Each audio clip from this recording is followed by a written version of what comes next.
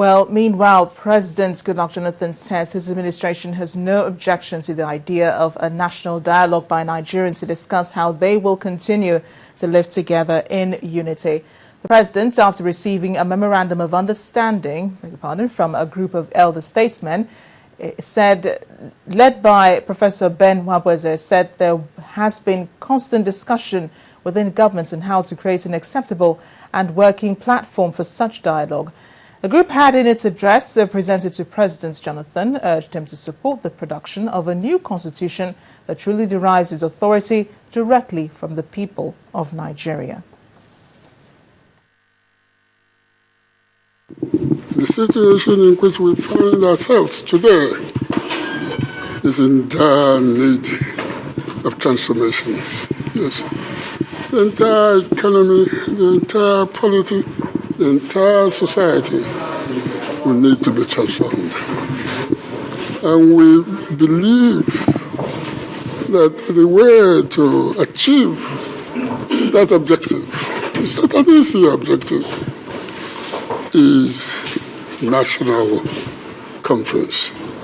I still maintain the view that the paramount need, that the paramount problem of this country is national transformation.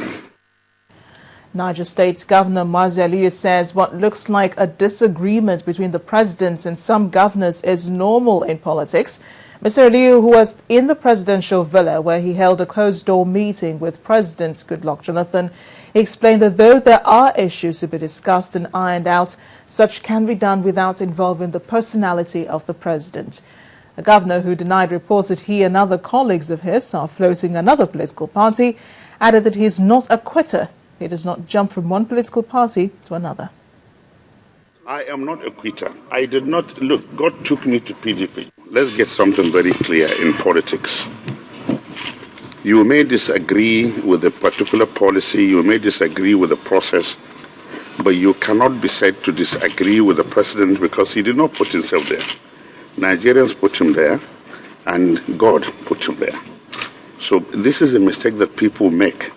They want to put people against one another. No, that is not the issue. Even in your house, as a father, sometimes your child may disagree with the way and manner you did a particular thing, but that doesn't mean he is not your son. So I think that is the misnomer that many people have been given out. The issues are, we have problems on the ground, and unless they are discussed, there is no way you can solve them. So I don't think it's against the president. Some issues came up and they have been discussed. You remember our problems in the Governors Forum. We are discussing how to resolve them and issues like that. And we want to insulate really Mr. President out of it, because every issue that happens now, they say president is involved. Even the simple election that took place for the Youth Council in Niger, many people wanted to bring a lot of politics in it. I have heard people saying, oh, it should not be held in Niger because the governor of Niger says it's against the president. That is a misnomer, and that is, I think, a local approach. Niger State Governor Mazi Aliyu. And the National Assembly may have stepped on toes of the Nigerian workers with the removal of a clause on national minimum wage from the exclusive list in the proposed amendment to the 1999 Constitution. As a result, the president of the Nigeria Labour Congress, Mr. Abdulwahid Umar, has threatened to mobilize civil servants against the leadership of the National Assembly. Mr. Umar said that the placement of minimum wage on the concurrent list by the federal lawmakers will further impoverish Nigerian workers. The Congress also condemned the failure of the federal government to meet the demands of striking university lecturers. Of the overwhelming support of the Nigerian people, workers and constituents for the retention of labor and the prescription of a national minimum wage on the exclusive list and extant ILO conventions in support of same, and the fact that the national minimum wage is prescribed and retained on the exclusive list in over 90% of the nations of the world, the Nigerian Senate, against every grain of wisdom, removed labor and the national minimum wage from the exclusive list. and the National Executive Council in its meeting therefore resolved to as follows. 1. Mobilize its members across the country against the decision of the Senate because of its potential to create, among other things, 1.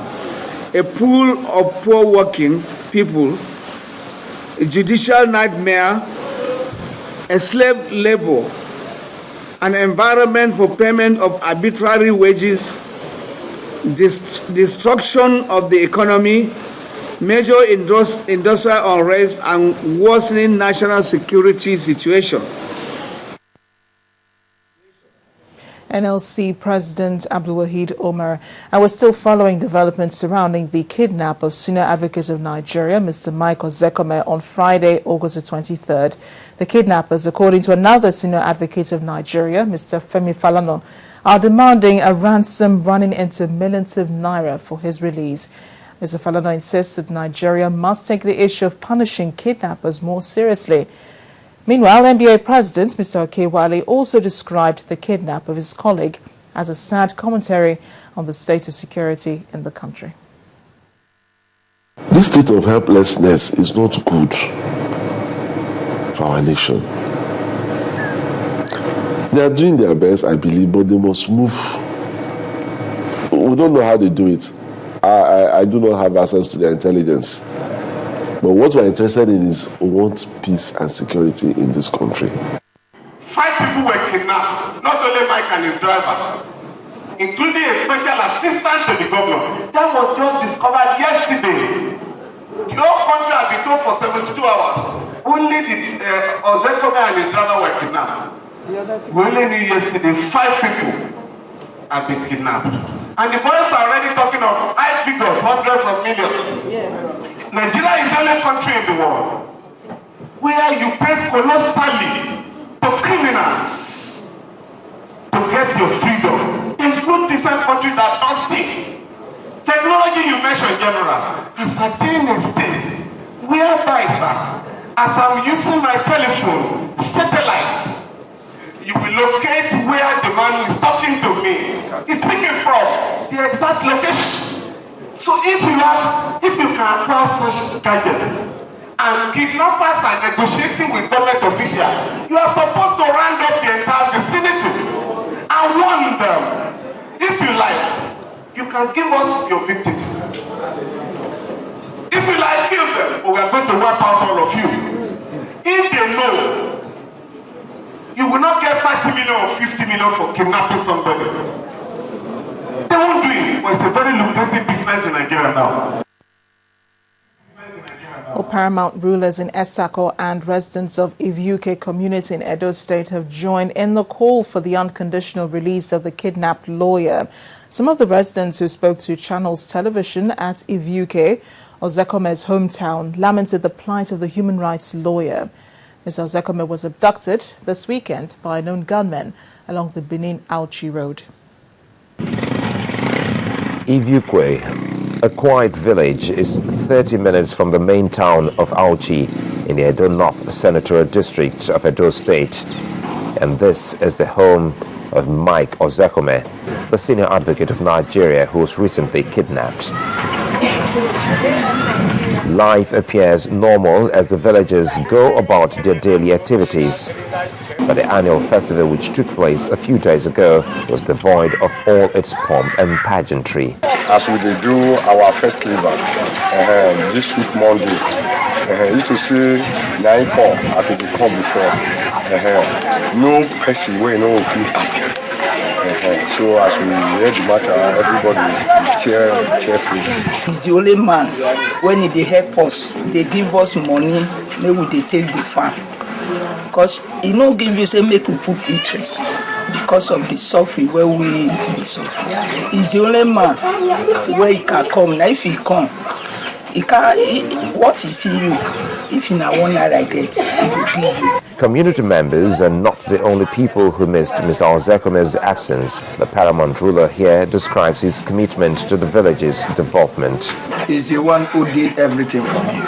Even his training on my, he is the one who gave my son scholarship and my daughter. But today, I felt so bad about him. For past 4 days now, I have not been eating. We appeal to those people, the kidnappers, so that they will release him for us. And we also pray to Almighty God, so that the grant our players to tell those people smile to release him. And at least since all these days, all the both Muslim and Christians, they are all gathered praying to see that to see the end of everything. We received news that one of our prominent sons has been kidnapped by unknown people.